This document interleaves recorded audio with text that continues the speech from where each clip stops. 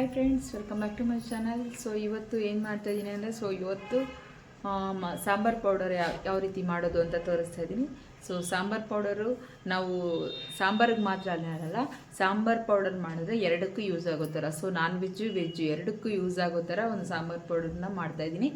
So ತುಂಬ ಜನಕ್ಕೆ useful ಆಗುತ್ತೆ ಅಂದ್ಕೊಂಡಿದ್ದೀನಿ. ಯಾಕೆಂದರೆ ಕೆಲವು ಜನಕ್ಕೆ ಸಾಂಬಾರ್ ಪೌಡರ್ಗಳಲ್ಲಿ ತುಂಬ ಕನ್ಫ್ಯೂಷನ್ಸ್ ಇರುತ್ತೆ.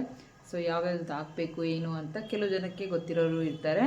ಸೊ ಫ್ರೆಂಡ್ಸ್, ಯಾರೆಲ್ಲ ವಿಡಿಯೋ ನೋಡ್ತಾ ಇದ್ದೀರೋ ಸಬ್ಸ್ಕ್ರೈಬ್ ಮಾಡಿದ್ರೆ ಪ್ಲೀಸ್ ಸಬ್ಸ್ಕ್ರೈಬ್ ಮಾಡಿ, ಹಾಗೆ ಒಂದು ಲೈಕ್ ಮಾಡಿ, ಶೇರ್ ಮಾಡಿ, ಕಮೆಂಟ್ ಮಾಡಿ. Okay friends, so sambar powder ಮಾಡೋದು ಹೇಗೆ ಅಂತ ನೋಡ್ಕೊಳ್ಳೋಣ. ಇಲ್ಲಿ ನಾನು 2 kg ಕೊತ್ತಂಬರಿ ಕಾಳು ತೊಗೊಂಡಿದ್ದೀನಿ. ನಂಗೆ 2 kg ಮೆಜರ್ಮೆಂಟಲ್ಲಿ ತೋರಿಸ್ತೀನಿ ನಾನು. ಸೊ ನಾನು 2 kg ಅಷ್ಟು ಮಾಡಿಕೊಂಡ್ರೆ ನನಗೊಂದು 6 months 7 months ಆ ಥರ ಬರುತ್ತೆ ನೋಡಿ. ಈ ಥರ ಅರ್ಧನೇ ಹಾಕ್ಕೊಂಡು ಸ್ವಲ್ಪನೇ ಹಾಕ್ಕೊಂಡು ನೀಟಾಗಿ ಹುರ್ಕೋಬೇಕಾಗುತ್ತೆ. ಸೊ ಈ ಥರ ಸಾಂಬಾರು ಪೌಡರ್ ಮಾಡ್ಕೊಳ್ಳೋದ್ರಿಂದ ಏನು ಹುಳ ಹಿಡಿಯಲ್ಲ, ಹಾಗೆ ಬೂಜು ಬರಲ್ಲ. ಸೊ ತುಂಬ ದಿನ ಆದರೂ ಚೆನ್ನಾಗಿರುತ್ತೆ. ಸೊ ನಾವು ಅಂಗಡಿಯಲ್ಲಿ ಧನಿಯಾ ಪೌಡರ್ ಮಾತ್ರ ತೊಗೊಂಡ್ರೆ ಅಷ್ಟೊಂದು ಚೆನ್ನಾಗಿರಲ್ಲ, ಅದರಲ್ಲಿ ಹಾಗೆ ಒಟ್ಟು ಥರ ಇರುತ್ತೆ. ಸೊ ಅದರಲ್ಲಿ ಅಷ್ಟು ಟೇಸ್ಟ್ ಇರಲ್ಲ, ಬರೀ ಧನಿಯಾ ಪೌಡರ್ ಇರುತ್ತೆ ಅಷ್ಟೇ.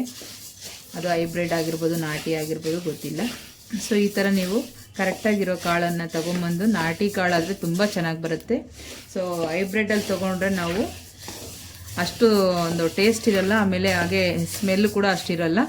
ಹೈಬ್ರಿಡ್ ಕಾಳು ಯಾವ ಥರ ಇರುತ್ತೆ ಅಂದರೆ ನೋಡಿ, ಇದು ನಾಟಿ ಕಾಳು ನಾನು ಕೇಳಿ ತೊಗೊಂಬಂದ್ಕೊಂಡಿರೋದು. ತುಂಬ ಚಿಕ್ಕದಾಗಿರುತ್ತೆ ನೋಡಿ. ನಾಟಿ ಕಾಳೆಲ್ಲ ಈ ಥರ ಚಿಕ್ಕದಾಗಿರುತ್ತೆ. ಹೈಬ್ರಿಡ್ ಆದರೆ ಸ್ವಲ್ಪ ಗ್ರೀನ್ ದಪ್ಪ ಇರುತ್ತೆ ಕಾಳುಗಳು. ಸೊ ಆ ಥರ ಇರೋದೆಲ್ಲ ಹೈಬ್ರಿಡ್ಡು. ಸೊ ಅದರಲ್ಲಿ ಅಷ್ಟೊಂದು ಟೇಸ್ಟ್ ಇರಲ್ಲ. ನೀವು ಕೊಂಡ್ಕೊಳ್ಳುವಾಗಲೇ ನಾಟಿ ಕಾಳು ಕೇಳಿಬಿಟ್ಟು ತೊಗೊಳ್ಳಿ. ನಾಟಿ ಸ್ವಲ್ಪ ರೇಟ್ ಇರುತ್ತೆ ಹೈಬ್ರಿಡ್ಗಿಂತ. ನೀವು ಕೇಳಿದ್ರೆ ಅವ್ರು ಕೊಡ್ತಾರೆ ಶಾಪಲ್ಲಿ. ಸೊ ಅದು ಆ ಥರ ಮಾಡ್ಕೊಳ್ಳೋದ್ರಿಂದ ತುಂಬ ಸ್ಮೆಲ್ ಇರುತ್ತೆ, ಹಾಗೆ ಟೇಸ್ಟ್ ಕೂಡ ತುಂಬ ಚೆನ್ನಾಗಿರುತ್ತೆ. ಸ್ವಲ್ಪ ಕಲರ್ ಚೇಂಜ್ ಆಗೋವರೆಗೂ ಸ್ವಲ್ಪ ನೀವು ನಿಧಾನಕ್ಕೆ ಎಲ್ಲ ಫ್ರೈ ಮಾಡ್ಕೊಳ್ಳಿ. ಈ ಥರ ವರ್ಷಕ್ಕೊಂದ್ಸರಿ 6 ತಿಂಗಳು 7 ತಿಂಗಳಿಗೊಂದ್ಸರಿ ಮಾಡಿಟ್ಕೊಂಡ್ರೆ ನಮಗೆ ಒಂದು 7 ತಿಂಗಳು ಆ ಥರ ಆಗುತ್ತೆ. ಯಾವಾಗಲೂ ಫ್ರೀ ಇದ್ದಾಗ ನೀವು ಈ ಥರ ಮಸಾಲೆ ಎಲ್ಲ ಹುರಿದಿಟ್ಕೊಳ್ಳಿ. ಒಂದಿನ ಮಿಷನ್ಗೆ ಹಾಕ್ಸ್ಕೊಂಬಂದರೆ ಆಯಿತು. ಡೈಲಿ ಹಾಗೆ ಕೊತ್ತಂಬರಿ ಕಾಳು ಹಾಕಿ ನಾವು ಸಾಂಬಾರು ಮಾಡ್ಕೊಳಕ್ಕಾಗಲ್ಲ. ಸೊ ಹುರಿಯೋದು, ತೆಗಿಯೋದು, ಹಾಕೋದು ಆ ಥರ ಫಸ್ಟೇ ಒಂದ್ಸಲಿ ಹಾಕಿಟ್ಕೊಂಡ್ರೆ ತುಂಬ ಚೆನ್ನಾಗಿ ಬರುತ್ತೆ. ತುಂಬ ಚೆನ್ನಾಗಿ ಕೂಡ ಇರುತ್ತೆ, ಟೇಸ್ಟಿಯಾಗಿ ಎಲ್ಲ ಸಾಂಬಾರಿಗೂ ಸೂಟ್ ಆಗುತ್ತೆ. ನಾವು ತರಕಾರಿ ಸಾಂಬಾರು ಆಗಿರ್ಬೋದು, ಯಾವುದಾದ್ರು ಕೂಟು ಪಲ್ಯಗಳು ಯಾವುದಕ್ಕೆ ಆಗಲಿ, ಮಸಾಲೆ ಚಿಕನ್ನು ಗ್ರೇವಿ, ಡ್ರೈ ಸಾಂಬಾರು ಯಾವುದಕ್ಕಾದರೂ ಹಾಕ್ಬೋದು, ಅಷ್ಟು ಚೆನ್ನಾಗಿರುತ್ತೆ. ನೀವು ಈ ಥರ ಮೆಜರ್ಮೆಂಟಲ್ಲಿ ಮಾಡ್ಕೊಳ್ಳಿ, ತುಂಬ ಚೆನ್ನಾಗಿ ಬರುತ್ತೆ.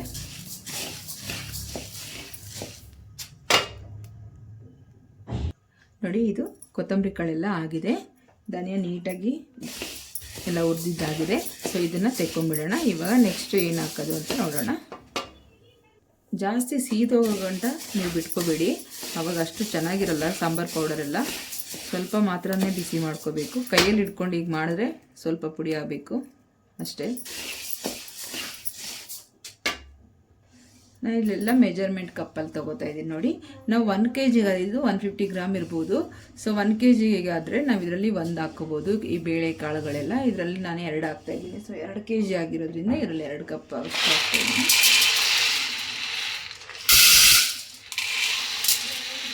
ನೋಡಿ, 2 ಕಪ್ ಅಷ್ಟು ನೋಡಿ. ಈ ಥರ ನೀಟಾಗಿ ಚೆನ್ನಾಗಿ ಹುರ್ಕೋಬೇಕಾಗುತ್ತೆ.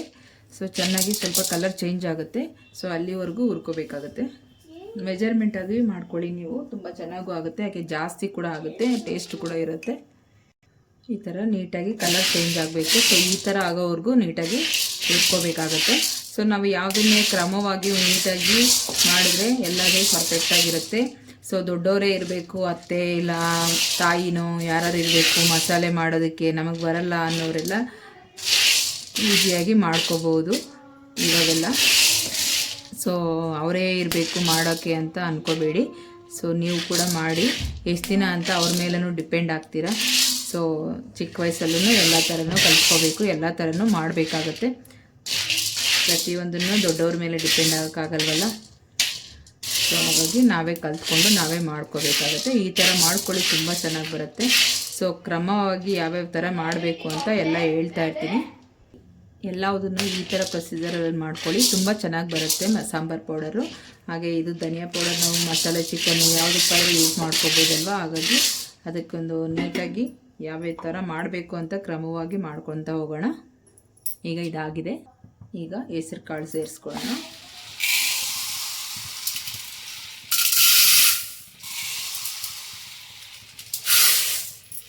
ಇದನ್ನು ಕೂಡ ನೀಟಾಗಿ ಫ್ರೈ ಮಾಡ್ಕೊಳ್ಳೋಣ.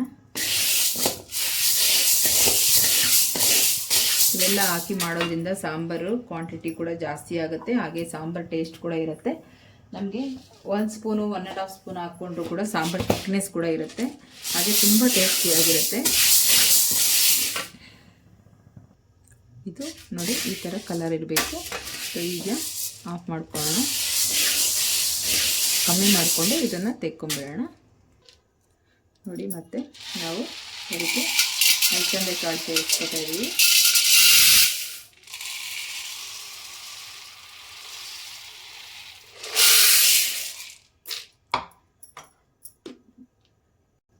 ನೋಡಿ ಇದು ಕೂಡ ಇಷ್ಟು ಕಲರ್ ಬಂದಿದೆ. ಸೊ ಇದು ಇವಾಗ ಸಾಕು, ತೆಕ್ಕೊಂಬಿಡೋಣ. ಈಗ ಎಲ್ಲ 2 ಕಪ್ ಹಾಕ್ಕೊಂಡಿದ್ದೀವಲ್ಲ, ಸೊ ನಾನು ಇಲ್ಲಿ ತೊಗರಿಬೇಳೆ 1 ಕಪ್ ಮಾತ್ರ ಸೇರಿಸ್ತಾ ಇದ್ದೀನಿ. ಸೊ ಅವೆಲ್ಲ ಕಾಳುಗಳು ಜಾಸ್ತಿ ಹಾಕ್ಕೊಂಡಿದ್ದೀವಲ್ಲ, ಸೊ ಇದು ಬೇಳೆ ಸ್ವಲ್ಪ 1 ಕಪ್ ಆದರೆ ಸಾಕು.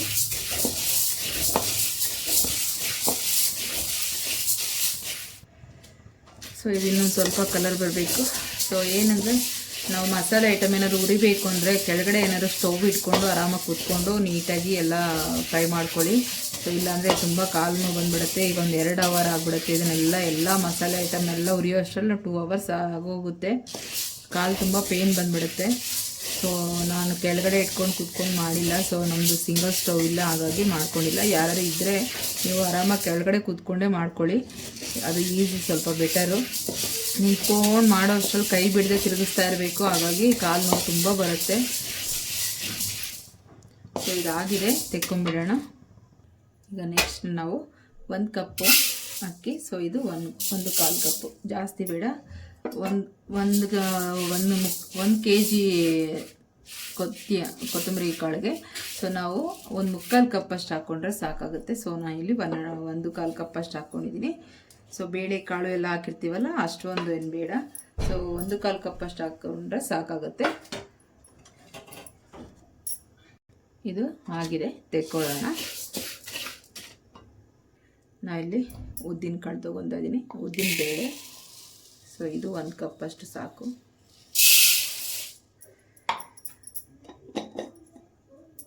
ಇದನ್ನು ಜಾಸ್ತಿ ಹಾಕ್ಕೊಂಡ್ರೆ ಸ್ವಲ್ಪ ಕಹಿ ಬಂದುಬಿಡುತ್ತೆ. ಸೊ ಹಾಗಾಗಿ ನಮಗೆ 2 kgಗೆ 1 ಕಪ್ ಅಷ್ಟು ಸಾಕು, 150 ಗ್ರಾಮ್ ಅಷ್ಟು. ನೀವು 1 kgಗೆ ಆ ಥರ ಆದರೆ ನಾವು 100 ಗ್ರಾಮ್ ಹಾಕ್ಕೊಂಡ್ರು ಸಾಕಾಗುತ್ತೆ.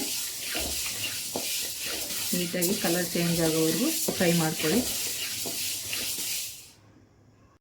ನೋಡಿ ಇಷ್ಟ ಆದರೆ ಸಾಕು. ಸೊ ಕುಸುಮ ಸೈಡ್ ಬಿಸಿ ಇದೆ. ನನ್ನ ಮಕ್ಕಳು ಆಟಾಡಬೇಡ್ರು, ಹೋಗ್ಬೇಡ್ರಿ ಸೈಕಲಲ್ಲಿ ತುಳಿಯೋದಕ್ಕೆ ಅಂದರೆ, ಸೊ ನೆನ್ನೆ ನೈಟು ಟ್ಯೂಷನಿಂದ ಬಂದು ಸೈಕಲ್ ತುಳಿಯೋದಕ್ಕೆ ಹೋಗಿ ಬಿದ್ದು ಮುಖ ಎಲ್ಲ ಗಾಯ ಮಾಡ್ಕೊಂಡು ಬಂದಿದ್ದಾನೆ ನನ್ನ ಚಿಕ್ಕ ಮಗ. ಈಗ ನೋಡಿ ನಾನಿಲ್ಲಿ 170 ಗ್ರಾಮ್ ಅಷ್ಟಿದೆ. ಇದು ಅರಿಶಿನ ಕೊಂಬು ನಾನು ಪುಡಿ ಮಾಡಿ ಇಟ್ಕೊಂಡಿದ್ದೀನಿ. ಸೊ ಅಂದರೆ ನಾವು 1 kgಗೆ 200 ಗ್ರಾಮ್ ಥರ, 2 kgಗೆ 400 ಗ್ರಾಮ್ ಹಾಕ್ಕೋಬೇಕು, ಆವಾಗಲೇ ಕಲರ್ಫುಲ್ಲಾಗಿ ಚೆನ್ನಾಗಿರುತ್ತೆ. ಸೊ ನನಗೆ ಅಲ್ಲಿ ಅಂಗಡಿಯಲ್ಲಿ ಇಷ್ಟೇ ಇದ್ದಿದ್ದು. ಸೊ ಅದನ್ನೇ ತೊಗೊಂಬಂದೆ, ಮತ್ತೆ ತೊಗೊಂಬರೋಣ ಅಂದ್ಕೊಂಡೆ. ಸೊ ಮತ್ತೆ ಹೋಗಿಲ್ಲ. ಸೊ ಸಾಂಬಾರು ಪೌಡ್ರನ್ನ ಇದು ಅರಿಶಿನ ಪೌಡ್ರನ್ನ ಹಾಕ್ಕೊಂಡು ಮಾಡಿದ್ರೆ ಆಯಿತು ಅಡುಗೆ ಮಾಡುವಾಗ ಅಂತ ಹೇಳಿ ನಾನು ಇದಿಷ್ಟನ್ನು ಪುಡಿ ಮಾಡಿಟ್ಕೊಂಡಿದ್ದೀನಿ. ಸೊ ಹೀಗೆ ನಾವು ಪುಡಿ ಮಾಡ್ಕೊಂಡಿದ್ದು ಹೀಗೆ ಬಗ್ಸೋಕೆ ಹೋಗಬೇಡಿ, ಯಾಕೆ ಅಂದರೆ ಇಲ್ಲಿ ತಳದಲ್ಲಿ ನೋಡಿ ಈ ಥರ ಪೌಡರ್ ಇರುತ್ತಲ್ಲ, ಇದು ಸೀದೋಗ್ಬಿಡುತ್ತೆ. ಸೊ ಅದು ಸೀದೋಗ್ಬಿಟ್ರೆ ಅಲ್ಲಿ ಕಪ್ ಕಲರ್ ಆಗಿಬಿಡುತ್ತೆ ಅದು ಸಾಂಬಾರು ಪೌಡರೆಲ್ಲ. ಫಸ್ಟು ದೊಡ್ಡದೆಲ್ಲ ಹಾಕ್ಕೊಳ್ಳಿ, ಆಮೇಲೆ ಅದನ್ನು ಲಾಸ್ಟಲ್ಲಿ ನಾವು ಹಾಗೇ ಮಿಕ್ಸ್ ಮಾಡ್ಕೋಬೋದು, ಇಲ್ಲ ಬಿಸಿಯೆಲ್ಲ ಹಾಗೆ ಹಾಕಿ ತೆಕ್ಕೊಂಬಿಡ್ಬೋದು, ಇಲ್ಲಾಂದರೆ ಸೀದೋಗ್ಬಿಡುತ್ತೆ. ಈ ಥರ ಎಲ್ಲ ಫಸ್ಟು ತೆಕ್ಕೊಂಬಿಡಿ. ಈ ಥರ ದೊಡ್ಡದು ಫಸ್ಟನ್ನು ತೆಕ್ಕೊಂಡು ನೀಟಾಗಿ ಸ್ವಲ್ಪ ಹುರ್ಕೊಂಡ್ಬಿಟ್ರೆ ಹಸಿ ವಾಸನೆ ಎಲ್ಲ ಹೋಗುತ್ತೆ. ಇದು ಆಮೇಲೆ ನಾವು ಹಾಕ್ಕೊಳ್ಳೋಣ. ನನ್ನ ಮಗನ ಬಾರೋ ತೋರಿಸೋಣ ಕ್ಯಾಮ್ರಾದಲ್ಲಿ ತೋರಿಸೋ ಅಂದರೆ ಇಲ್ಲ ನಾನು ಬರಲ್ಲ ಅಂತ ಹೇಳಿ ಕೂತಿದ್ದಾನೆ. ಸೊ ಆ ಥರ ಮೂಗೆಲ್ಲ ಗಾಯ ಮಾಡ್ಕೊಂಬಂದು ಕೂತಿದ್ದಾನೆ. ಸೊ ನೈಟಲ್ಲಿ ಬೇಡ ಕಣೋ ಆಗಲೂ ತೋರಿಸಿ ಸೈಕಲ್ಲು ಅಂದರೆ ಕೇಳಿಲ್ಲ ಮಾತು. ಸೊ ನಾನು ಮೇಲೆ ಬರೋ ಅಷ್ಟರಲ್ಲಿ ಮನೆಗೆ ಆಲ್ರೆಡಿ ಬಿದ್ದು ಹಿಂದೆ ಹತ್ಕೊಂಡು ಬಂದಿದ್ದಾನೆ. ಅವರ ಅಪ್ಪ ಇದ್ದರು ಆದರೂ ಕೆಳಗಡೆ. ಸೊ ಆದರೂ ಕೂಡ ಅವ್ನು ಸ್ವಲ್ಪ ದೂರ ಹೋಗಿದ್ದಾನೆ. ಸ್ವಲ್ಪ ದೂರ ಹೋಗಿ ಹಂಪ್ಸಿದೆ ಅಂತೇಳಿ ಸೈಕಲ್ ಹಾಗೆ ಬಿಟ್ಬಿಟ್ಟಿದ್ದಾನೆ, ಅದ್ರ ಜೊತೆಯಲ್ಲಿ ಅವನು ಬಿದ್ದಿದ್ದಾನೆ. ಸೊ ಮೂಗೆಲ್ಲ ಸ್ವಲ್ಪ ಗಾಯ ಮಾಡ್ಕೊಂಡು ಬಂದಿದ್ದಾನೆ. ಮಕ್ಕಳನ್ನ ಎಷ್ಟು ಕೇರ್ಫುಲ್ಲಾಗಿ ನೋಡಿಕೊಂಡ್ರು ಏನಾದರೂ ಒಂದು ಮಾಡ್ಕೊಂಡು ಬರ್ತಾರೆ.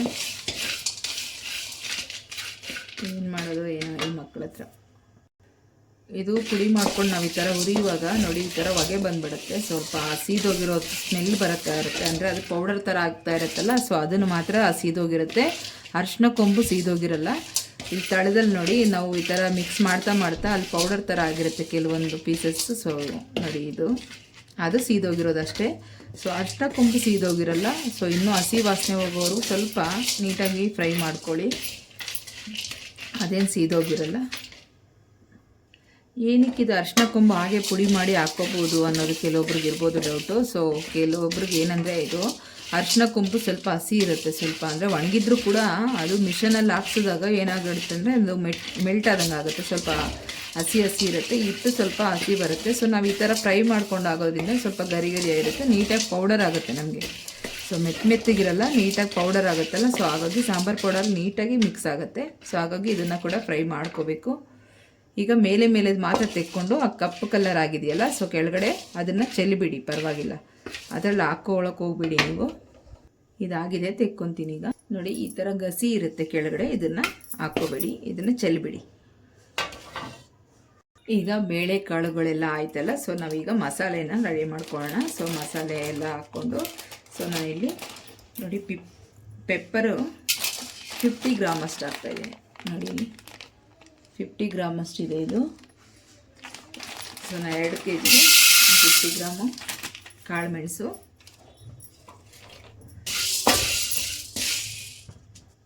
ನೋಡಿ ಇದು ಚಟಪಟ ಸೌಂಡ್ ಬರ್ತಾ ಇದೆ. ಸೊ ಚೆನ್ನಾಗಿ ಫ್ರೈ ಆಗಿದೆ. ಈಗ ಸ್ಟವ್ನ ಕಮ್ಮಿ ಮಾಡಿಕೊಂಡು ತೆಕ್ಕೊಂಬಿಡೋಣ. ನೋಡಿ ಇದು ಒಂದು 100 ಗ್ರಾಮ್ ಅಷ್ಟಿದೆ ಮೆಂತೆ. ಸೊ ನಮಗೆ ಮೆಂತೆ ಜಾಸ್ತಿ ಬೇಡ, ಸ್ವಲ್ಪ ಮಟ್ಟಿಗೆ ಹಾಕ್ಕೊಂಡ್ರೆ ಸಾಕು. ಅಂದರೆ ಒಂದು 100 ಗ್ರಾಮ್ ಇದೆಯಲ್ಲ, ಇದು ಒಂದು 250 ಗ್ರಾಮ್ ಕೂಡ ಇಲ್ಲ, ಸ್ವಲ್ಪ ಕಮ್ಮಿನೇ ಹಾಕ್ಕೊಳ್ಳಿ. ಮೆಂತೆ ಜಾಸ್ತಿ ಹಾಕ್ಕೋಬೇಡಿ, ಇಲ್ಲಾಂದರೆ ಕಹಿ ಬರುತ್ತೆ. ಚೆನ್ನಾಗಿ ಸ್ವಲ್ಪ ಕಲರ್ ಘಮ ಬರೋ ತನಕ ಚೆನ್ನಾಗಿ ಫ್ರೈ ಮಾಡ್ಕೊಳ್ಳಿ. ನೋಡಿ ನೀಟಾಗಿ ಕಲರ್ ಚೇಂಜ್ ಆಗಿದೆ. ಸೊ ಈಗ ತೆಕ್ಕೊಂಬಿಡೋಣ.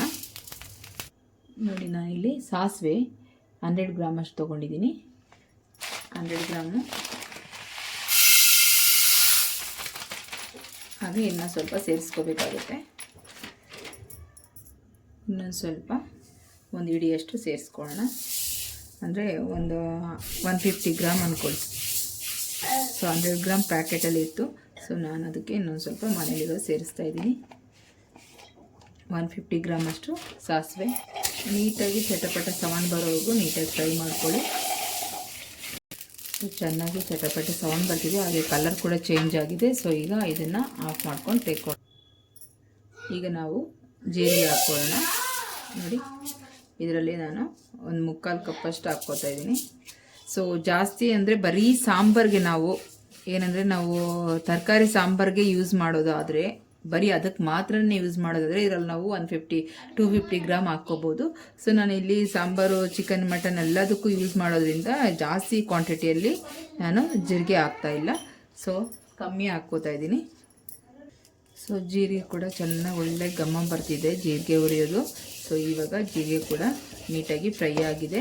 ಸೊ ಇದನ್ನು ತೆಕ್ಕೊಂಬಿಡೋಣ. ಈಗ ನಾವು ಚಕ್ಕೆನ ಹಾಕ್ಕೊಳ್ಳೋಣ. ಸೊ ನಾವು ಮಟನ್ ಮಸಾಲ ಎಲ್ಲ ಇದರಲ್ಲೇ ಮಾಡೋದ್ರಿಂದ ಚಕ್ಕೆ ಸ್ವಲ್ಪ ಹಾಕ್ಕೊಳ್ಳೋಣ. ಸೊ ನಾವು ಚಿಕನ್ ಮಟನ್ನು ಏನಾದರೂ ಮಾಡಬೇಕಂದ್ರೆ ಈ ಧನಿಯಾ ಪುಡಿ ನಾವು ಯೂಸ್ ಮಾಡಬೇಕಾದ್ರೆ ಸೊ ನಾವು ಮತ್ತೆ ಒಂದು ಸ್ವಲ್ಪ ಚಕ್ಕೆ, ಲವಂಗ, ಏಲಕ್ಕಿ ಎಲ್ಲ ಮಿಕ್ಸ್ ಮಾಡ್ಕೋಬೇಕಾಗುತ್ತೆ.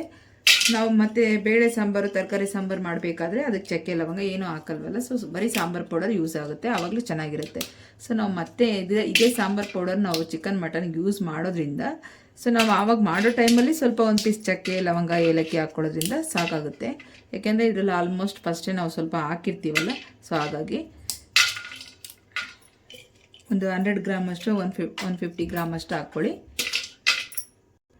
ನೋಡಿ ಇದು 100 ಗ್ರಾಮ್ ಅಷ್ಟಿದೆ ಚಕ್ಕೆ. ಸೊ ನಾವು ಇದು 50 ಗ್ರಾಮ್ ಅಷ್ಟು ಹಾಕ್ಕೊಂಡಿದ್ದೀವಿ. ನೋಡಿ ಇದು ಇಷ್ಟು ಹಾಕ್ಕೊಂಡಿಲ್ಲ, ನಾವು ಇನ್ನೊಂದು ಪ್ಯಾಕೆಟಲ್ಲಿ 100 ಗ್ರಾಮ್ ಇತ್ತು, ನಾನು ಅದರಲ್ಲಿ ಹಾಫ್ ಅಷ್ಟು ಹಾಕ್ಕೊಂಡಿದ್ದೀನಿ. ಸೊ ಅದರಲ್ಲೇ ನಾನು ಏಲಕ್ಕಿ ಸ್ವಲ್ಪ ಹಾಕ್ಕೊಂಡಿದ್ದೀನಿ, ಒಂದು 10-15 ಏಲಕ್ಕಿ ಇದೆ. ಸೊ ಸೊ ನಾನು ಡಬ್ಬದಲ್ಲಿ ಹಾಕಿಟ್ಕೊಂಡಿದ್ದೆ ಚಕ್ಕೆ, ಹಾಗಾಗಿ ಅದನ್ನು ಫಸ್ಟ್ ಖಾಲಿ ಮಾಡ್ಕೊಳ್ಳೋಣ ಅಂತ ಹಾಕ್ಕೊಂಡಿದ್ದೀನಿ. ಒಂದು 50 ಗ್ರಾಮ್ ಚಕ್ಕೆ, ಒಂದು 10 ರಿಂದ 15 ಏಲಕ್ಕಿ ಇದೆ ಇದರಲ್ಲಿ. ಇದನ್ನು ಕೂಡ ನೀಟಾಗಿ ಫ್ರೈ ಮಾಡ್ಕೊಳ್ಳೋಣ. ಒಳ್ಳೆ ಘಮ ಬರಬೇಕು ಚಕ್ಕೆ. ಮನೇಲಿ ಒಂದು ಮಸಾಲೆ ಉರಿಬೇಕಾದ್ರೆ ಒಳ್ಳೆ ಸ್ಮೆಲ್ ಬರುತ್ತೆ, ಘಮ ಅಷ್ಟು ಚೆನ್ನಾಗಿರುತ್ತೆ. ಸೊ ಹಾಗೆ ಮೆಣಸಿನ್ಕಾಯಿ ಏನಾದ್ರು ಉರಿಬೇಕಂದ್ರೆ ಕೆಮ್ಮು ಶೀತ ಎಲ್ಲ ಬರುತ್ತೆ, ಘಾಟು ಜಾಸ್ತಿ ಇರುತ್ತೆ. ಸೊ ಚಕ್ಕೆ ಲವಂಗಗಳು ಹಾಕಿ ಸಾಂಬಾರು ಪೌಡರ್ ಮಾಡ್ಕೊಳ್ಳಲ್ಲ ಎಲ್ಲರೂ. ಸೊ ಸಾಂಬಾರು ಪೌಡರ್ ಅಂದರೆ ಅದಕ್ಕೆ ಚಕ್ಕೆ ಲವಂಗ ಹಾಕಲ್ಲ ಅವರು. ಏನು ಮಟನ್ ಮಸಾಲ, ಚಿಕನ್ ಮಸಾಲ ಅಂತ ಮಾಡ್ತಾರಲ್ಲ ಅದಕ್ಕೆ ಮಾತ್ರ ಹಾಕ್ಕೋತಾರೆ. ಸೊ ನಾನು ಎರಡಕ್ಕೂ ಇನ್ಕ್ಲೂಡಾಗಿ ಹಾಕ್ಕೋತಾ ಇದ್ದೀನಲ್ಲ sambar powder. So chicken masala ಆಗಲಿ ನಾವು ಸಾಂಬಾರು ಪೌಡರ್ ಆಗಲಿ ಅದಕ್ಕೆ ನಾನು ಎರಡನ್ನೂ ಸೇರಿಸ್ಬಿಟ್ಟು ಮಾಡ್ತಾಯಿರೋದು. ಈ ಥರ ಹಾಕ್ಕೊಂಡು ಮಾಡೋದ್ರಿಂದ ಸಾಂಬಾರುಗಳು ತುಂಬ ಟೇಸ್ಟ್ ಆಗಿರುತ್ತೆ, ಹಾಗೆ ತುಂಬ ಚೆನ್ನಾಗಿರುತ್ತೆ. ನಾವು ಮತ್ತೆ ಸಾಂಬಾರು ಮಟನ್ ಚಿಕನ್ ಮಸಾಲೆಗೆ ಮಾತ್ರ ಸಪ್ರೇಟಾಗಿ ಸ್ವಲ್ಪ ಹಾಕ್ಕೊಂಡು ರುಬ್ಕೊಳ್ಳೋದ್ರಿಂದ ಇನ್ನೂ ಚೆನ್ನಾಗಿರುತ್ತೆ, ಅದು ಡಿಫ್ರೆಂಟಾಗಿ ಬರುತ್ತೆ ಅವಾಗ. ಸೊ ಇದು ನೀಟಾಗಿ ಫ್ರೈ ಮಾಡ್ಕೊಳ್ಳೋಣ. ಇದೆಲ್ಲ ಸ್ವಲ್ಪ ಇನ್ನೂ ಚಿಕ್ಕ ಚಿಕ್ಕ ಪೀಸಸ್ ಮಾಡಬೇಕು, ಇಲ್ಲಾಂದರೆ ಅಲ್ಲಿ ಮಿಷನಲ್ಲಿ ಹಾಕಲ್ಲ ಅವರು. ಸ್ವಲ್ಪ ನಾವಿನ್ನೂ ಆಮೇಲೆ ಸ್ವಲ್ಪ ಪೀಸ್ ಮಾಡಬೇಕಾಗುತ್ತೆ. ಫ್ರೈ ಮಾಡ್ಕೊಂಡು ಆಮೇಲೆ ಮಾಡಿಕೊಂಡ್ರೆ ಆಯಿತು ಅಂತ ಹಾಕಿದ್ದೀನಿ ಅಷ್ಟೇ. ಸೊ ಇದಾಗಿದೆ, ತೆಕ್ಕೊಂಬಿಡೋಣ. ಈಗ ನಾನು ಒಂದು ಸ್ವಲ್ಪ ಲವಂಗ ಸೇರಿಸ್ಕೊತಾ ಇದ್ದೀನಿ, 1 ಹಿಡಿಯಷ್ಟು, ಜಾಸ್ತಿ ಬೇಡ, 1 ಹಿಡಿಯಷ್ಟು ಅಷ್ಟೇ. ಇದನ್ನು ಕೂಡ ನೀಟಾಗಿ ಫ್ರೈ ಮಾಡ್ಕೊಳ್ಳೋಣ. ಅದರಲ್ಲೂ ಒಂದೊಂದು ಏಲಕ್ಕಿ ಇದೆ, ಹಾಗೆ ಬಿದ್ದಿದೆ. ಈಗ ಇದು ಕೂಡ ಆಗಿದೆ, ಸೊ ತೆಕ್ಕೊಂಬಿಡೋಣ. ಈಗ ನಾವು 1-2 ಹಿಡಿಯಷ್ಟು ಕರಿಬೇವು ಕೂಡ ಸೇರಿಸ್ಕೋಬೇಕಾಗುತ್ತೆ.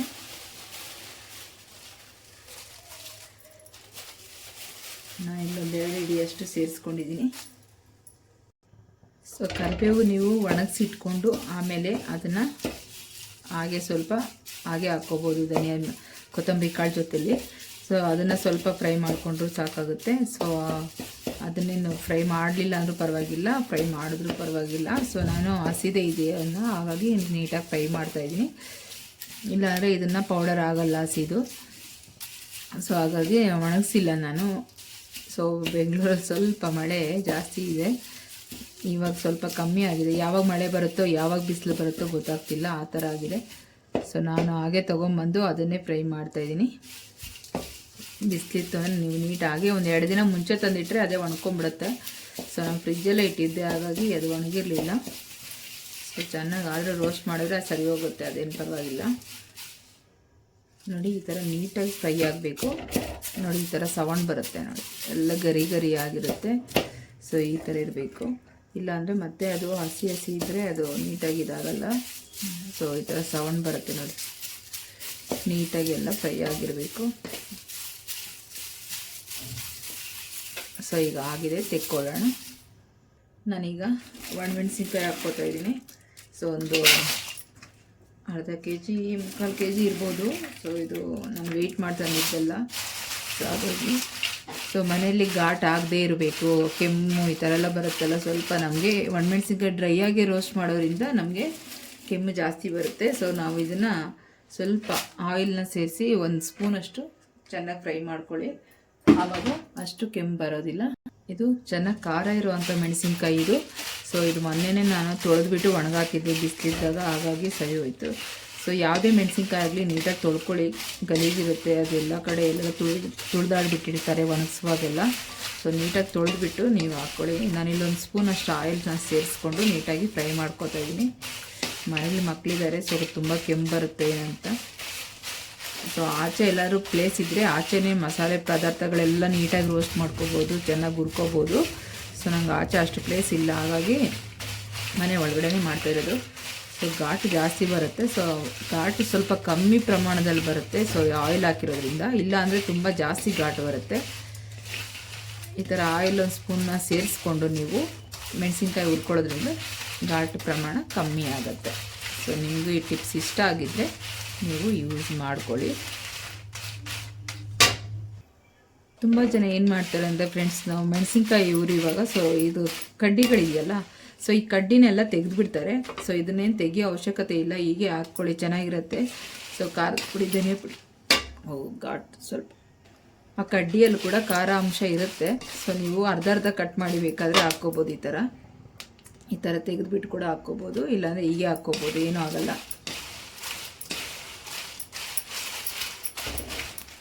ಸೊ ಈ ಥರ ಮೆಣಸಿನ್ಕಾಯಿಗಳು ತೊಗೊಂಡು ನೀವು ಖಾರದ ಪುಡಿ ಹಾಕ್ಸೋದ್ರಿಂದ ತುಂಬ ಚೆನ್ನಾಗಿ ಖಾರ ಇರುತ್ತೆ. ಸ್ವಲ್ಪ ಹಾಕ್ಕೊಂಡ್ರು ಸಾಕು, ಸ್ಪೈಸಿ ಇರುತ್ತೆ.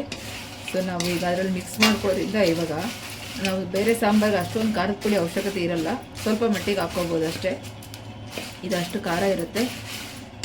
ಸೊ ಇನ್ನೂ ಸ್ವಲ್ಪ ಇತ್ತು, ನಾನು ಅದನ್ನು ತೊಳೆದಾಕಿದ್ರೆ ಅದನ್ನು ಫ್ರೈ ಮಾಡಿಕೊಂಡು ಸಪ್ರೇಟಾಗಿ ಖಾರದ ಪುಡಿನೇ ಹಾಕ್ಸ್ಕೊಬೋದಿತ್ತು. ಸ್ವಲ್ಪ ಕಮ್ಮಿನೇ ತೊಳೆದಾಕಿದ್ದೆ. ಸೊ ಹಾಗಾಗಿ ನಾನು ಅದನ್ನೇ ಸಾಂಬಾರು ಪೌಡರಲ್ಲೇ ಮಿಕ್ಸ್ ಮಾಡ್ಕೊಳ್ಳೋಣ ಅಂದ್ಕೊಂಡಿದ್ದೀನಿ.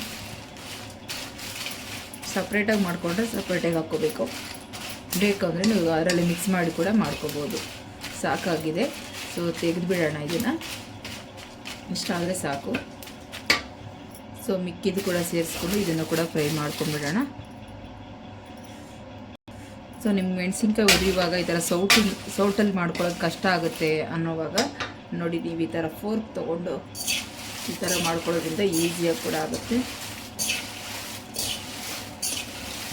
ಸೌಟಲ್ಲಿ ಅಷ್ಟು ಬೇಗ ನೀಟಾಗಿ ತಿರುಗೋದಿಲ್ಲ ಆ ಕಡೆಯಿಂದ ಈ ಕಡೆ. ಸೊ ನೀವು ಈ ಥರ ಫೋರ್ಕ್ಗಳು ಯೂಸ್ ಮಾಡ್ಕೊಂಡು ಈ ಥರ ನೀಟಾಗಿ ತಿರುಗಿಸ್ಕೋಬೋದು. ಈ ಥರ ಈಸಿಯಾಗಿ ರೊಟೇಷನ್ ಆಗುತ್ತೆ. ಸೊ ನಾನು ಮತ್ತೆ ಏನು ತೊಗೊಳ್ಳೋದು ಅದರಲ್ಲೇ ಮಾಡೋಣ ಅಂತ ನಾನು ಅದರಲ್ಲೇ ಮಾಡ್ತಾಯಿದ್ದೀನಿ. ಸೊ ನಿಮಗೆ ಯಾರಿಗಾದ್ರೂ ಯೂಸ್ಫುಲ್ ಆದರೆ ನೀವು ಯೂಸ್ ಮಾಡಿ.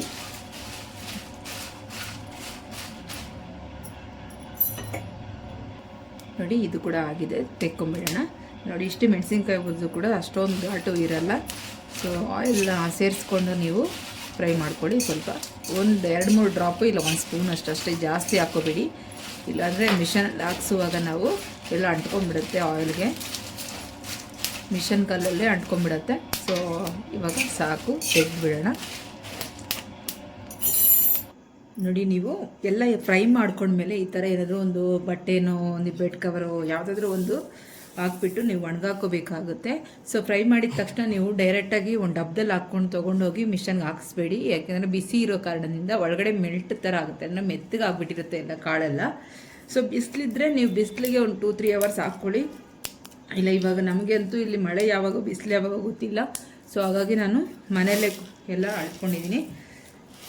ಸೊ ಮನೆಯಲ್ಲೇ ನೀವು ಈ ಥರ ಎಲ್ಲದನ್ನು ಸುಮಾರು ಈ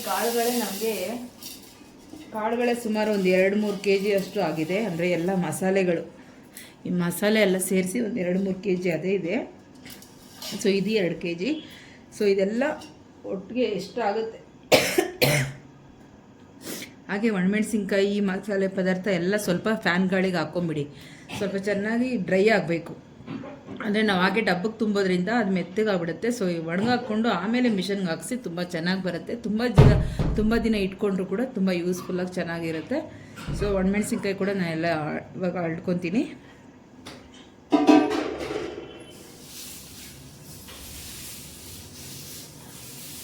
ಸುಮಾರು ಇದೆ, ಒಂದು 3 kg ಅಷ್ಟಿದೆ ಮಸಾಲೆ ತಿನಿಸು. ಈ ಥರ ಎಲ್ಲದನ್ನು ಅಳ್ಕೊಂಬಿಡಿ.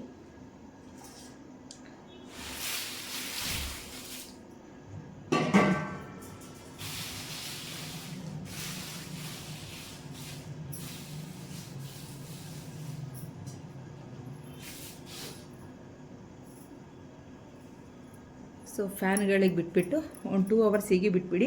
ಆಮೇಲೆ ಒಂದ್ರಲ್ಲಿ ಹಾಕ್ಕೊಂಡು ನೀವು ಯಾವುದ್ರಲ್ಲಿ ಕಂಫರ್ಟ್ ಆಗುತ್ತೋ ಅದರಲ್ಲಿ ಹಾಕ್ಕೊಳ್ಳಿ. ಸೊ ಮಿಷನಲ್ಲಿ ಹಾಕ್ಸಿದ ಮೇಲೂ ಕೂಡ ನೀವು ಡೈರೆಕ್ಟಾಗಿ ಕ್ಯಾಪ್ ಹಾಕಿ ಮುಚ್ಚಬೇಡಿ, ಹಿಟ್ಟು ಕಪ್ಪಗಾಗುತ್ತೆ. ಸೊ ಆಗ ಸ್ವಲ್ಪ ಹೊತ್ತು ಬಿಟ್ಬಿಟ್ಟು ಆಮೇಲೆ ನೀವು ಕ್ಯಾಪ್ ಹಾಕ್ಕೊಂಡು ತೆಕ್ಕೊಂಬರ್ಬೇಕಾಗತ್ತೆ. ಇಲ್ಲಾಂದರೆ ಅದು ಫುಲ್ಲು ಹಿಟ್ಟೆಲ್ಲ ಕಪ್ಪಗಾಗ್ಬಿಡುತ್ತೆ ಬಿಸಿಗೆ. ಸೊ ಇದೆಲ್ಲ ಆದಮೇಲೆ ನಾವು ಮಿಷನಲ್ಲಿ ಹಾಕಿಸ್ಕೊಂಬಂದ ಮೇಲೆ ತೋರಿಸ್ತೀನಿ ಯಾವ ಥರ ಆಗಿದೆ ಅಂತ. ಓಕೆ ನೋಡಿ ಫ್ರೆಂಡ್ಸ್, ಇವಾಗ ನಾನು ಸಾಂಬಾರು ಪೌಡರ್ ಮಾಡಿಸಿದ್ದೀನಿ. ಸೊ ನೋಡಿ ಎಷ್ಟು ನೀಟಾಗಿ ಆಗಿದೆ ಅಂದರೆ ಕಲರ್ ಆಗಲಿ ಎಲ್ಲ. ಇದನ್ನು ನೀಟಾಗಿ ಮಿಕ್ಸ್ ಮಾಡ್ಕೊಂಡು ನಾವು ಜಲ್ದಿ ಇಟ್ಕೋಬೇಕಾಗುತ್ತೆ. ಇದು ಚಿಕನ್ ಮಟನ್ ಎಲ್ಲದಕ್ಕೂ ಸಾಂಬಾರದು, ನಾವು ವೆಜಿಟೇಬಲ್ಸು ಸಾಂಬಾರಿಗೂ ವೆಜ್ ನಾನ್ ವೆಜ್ ಅಲ್ಲಿ ಎರಡಕ್ಕೂ ಮಾಡ್ಬೋದು. ತುಂಬ ಚೆನ್ನಾಗಿರುತ್ತೆ. ಈ ಘಮ ಎಷ್ಟು ಚೆನ್ನಾಗಿ ಬರ್ತಿದೆ ಅಂದರೆ ನೋಡಿ, ಎಲ್ಲ ನೀಟಾಗಿ ಮಿಕ್ಸಾಗಿ ಈ ಥರ ಇದೆ. ಸೊ ನಾವು ನೀಟಾಗಿ ಜಲ್ದಿ ಮಾಡಿ ಯಾವುದಾದ್ರು ಡಬ್ಬದಲ್ಲಿ ಹಾಕಿ ಸ್ಟೋರ್ ಮಾಡಬೇಕಾಗತ್ತೆ. ಸೊ ನೀವು ಬರೀ ಚಿಕನ್ ಮಸಾಲ ಮಟನ್ ಮಸಾಲನೇ ಮಾಡಬೇಕು ಅನ್ನೋ ಆಗಿದ್ರೆ ಈ ಕಾಳುಗಳು ಏನೂ ಹಾಕ್ಕೋಬೇಡಿ. ಸಪ್ರೇಟಾಗಿ ಅದಕ್ಕೆ ಅಂತ ಮಾಡಿಕೊಂಡ್ರೆ ನಾವು ಬರೀ ಧನಿಯಾ, ಸ್ವಲ್ಪ ಚಕ್ಕೆ, ಲವಂಗ, ಏಲಕ್ಕಿ, ಕಾಳುಮೆಣಸು, ಜೀರಿಗೆ, ಸ್ವಲ್ಪ ಹೀಗೆ ಹುರ್ಗಡ್ಲೆ ಗಸಗಸೆ ಈ ಥರ ಕರಿಬೇವಿನ ಸೊಪ್ಪು ಈ ಥರ ಹಾಕ್ಕೊಂಡು ನೀವು ಮಾಡ್ಕೊಳ್ಳಿ. ಸಪ್ರೇಟಾಗಿ ಅದಕ್ಕೆ ಮಾತ್ರ ಮಾಡ್ಕೋಬೇಕು ಅಂದರೆ. ಸೊ ನಾವೀಗ ಇದಕ್ಕೆ ಸ್ವಲ್ಪ ಚಕ್ಕೆ ಲವಂಗ ಎಲ್ಲ ಆ್ಯಡ್ ಮಾಡಿದ್ದೀವಲ್ಲ, ಕುಕ್ಕಿಂಗ್ ಮಾಡೋ ಟೈಮಲ್ಲಿ ನಾನ್ ವೆಜ್ಗೆ ಸ್ವಲ್ಪ ಚಕ್ಕೆ ಲವಂಗ ಏಲಕ್ಕಿ ಈ ಥರ ನಾವು ಅಂದರೆ ನಾನ್ ವೆಜ್ಗೆ ಏನೇನು ಹಾಕಬೇಕು ಅದನ್ನೆಲ್ಲ ನೋಡಿ ನೀವು ಹಾಕ್ಕೋಬೇಕು. ಸ್ವಲ್ಪ ಸೇರಿಸ್ಕೊಳ್ಳಿ, ಆವಾಗ ಚೆನ್ನಾಗಿರುತ್ತೆ. ಸೊ ನಾವು ಮಾಮೂಲಿ ಸಾಂಬಾರಿಗೆ ಆದರೆ ಒಂದು ಸ್ಪೂನಷ್ಟು ನಿಮ್ಗೆ ಸಾಂಬಾರು ಕ್ವಾಂಟಿಟಿ ನೋಡಿಕೊಂಡು ಹಾಕ್ಕೊಳ್ಳಿ. ನಾವು ಮಾಮೂಲಿಯಾಗಿ ಸಾಂಬಾರಿಗೆ ಒಂದಿಷ್ಟು ಹಾಕ್ಕೊಂಡ್ರು 1 ಸ್ಪೂನ್ 2 ಸ್ಪೂನ್ ಹಾಕ್ಕೊಂಡ್ರು ಸಾಕು. ತುಂಬ ಚೆನ್ನಾಗಿ ಬರುತ್ತೆ, ಟೇಸ್ಟು ಚೆನ್ನಾಗಿ ಬರುತ್ತೆ. ಹಾಗೆ ನಮಗೆ ಇನ್ನು ಕ್ವಾಂಟಿಟಿ ಕೂಡ ಸಾಂಬಾರು ಚೆನ್ನಾಗಿ ಬರುತ್ತೆ. ನೀವು ನಿಮ್ಮ ಮನೆಗಳಲ್ಲಿ ಒಂದ್ಸರಿ ಟ್ರೈ ಮಾಡಿ ಹೇಗಿದೆ ಅಂತ ಹೇಳಿ. ನನಗೆ ಇವಾಗ ಇದು ನೋಡಿ ಒಂದು 6 ಮಂತಿಗೆ ಬರುತ್ತೆ. ಇದು ಸ್ವಲ್ಪ ಇದೆ, ಹಾಗೆ ಇನ್ನೂ ಒಂದು ಸ್ವಲ್ಪ ಹಾಕ್ಸಿಟ್ಟಿರೋದು ಅಲ್ಲೇ. ಸೊ ನನಗಿದು ಒಂದು 6 ಮಂತ್ ಆದರೂ ಬಂದೇ ಬರುತ್ತೆ. ಸೊ ನಾನು ಮಾತ್ರ ಯೂಸ್ ಮಾಡಿಕೊಂಡ್ರೆ. ಸೊ ಇನ್ನೂ ಜಾಸ್ತಿ ಅಂದರೆ ಇನ್ನೂ ಜಾಸ್ತಿ ಮಾಡಿಟ್ಕೊಳ್ಳೋದು ಬೇಡ, ಒಂದು 6 ಮಂತ್ಗೆ ಒಂದು ಟೈಮ್ ಆದರೂ ಮಾಡ್ಕೊಳ್ಳೋಣ ಅಂತೇಳಿ ಮಾಡ್ಕೊಂಡಿರೋದು. ಸೊ ನೀವು ಕೂಡ ಮಾಡ್ಕೊಳ್ಳಿ, ನಿಮ್ಮ ಮನೇಲಿ ಕೂಡ ಈಸಿಯಾಗಿ ಪ್ರಿಪ್ರೇಷನ್ ಮಾಡ್ಕೊಂಡು ಇಟ್ಕೊಂಡ್ರೆ ನಾವು 1 ಇಯರ್ ಆಗೋಷ್ಟು ಇಟ್ಕೋಬೋದು ನೀಟಾಗಿ. ಸೊ ನೋಡಿದ್ರಲ್ಲ ಫ್ರೆಂಡ್ಸ್, ಈ ಥರ ಮಾಡಿ ಇಟ್ಕೊಳ್ಳಿ. ನೋಡಿದ್ರಲ್ಲ ಫ್ರೆಂಡ್ಸ್, ಸಾಂಬಾರ್ ಪೌಡರು ಹೇಗೆ ಮಾಡೋದು ಅಂತ. ಸೊ ನಾನ್ ವೆಜ್ಜು ಎರಡಕ್ಕೂ ಆಗೋ ಥರ ಈ ಥರ ಮಸಾಲೆ ಪೌಡರ್ ರೆಡಿ ಮಾಡಿ ಇಟ್ಕೊಳ್ಳಿ. ಆರಾಮಾಗಿ ಟೆನ್ಷನ್ ಇಲ್ಲದೆ ನಾವು ಯಾವುದೇ ಕುಕ್ಕಿಂಗ್ ಮಾಡುವಾಗ ಈಸಿಯಾಗಿ ಕೂಡ ಮಾಡ್ಕೋಬೋದು. ಸೊ ಈ ವಿಡಿಯೋ ನಿಮಗೆಲ್ಲರಿಗೂ ಇಷ್ಟ ಆಗಿದೆ ಅಂದ್ಕೊಂಡಿದ್ದೀನಿ. ಹಾಗೆ ಲೈಕ್ ಮಾಡೋದು ಮರಿಬೇಡಿ. ಸಬ್ಸ್ಕ್ರೈಬ್ ಮಾಡದೇ ಇದ್ದರೆ ಪ್ಲೀಸ್ ಸಬ್ಸ್ಕ್ರೈಬ್ ಮಾಡಿ. Thank you for watching.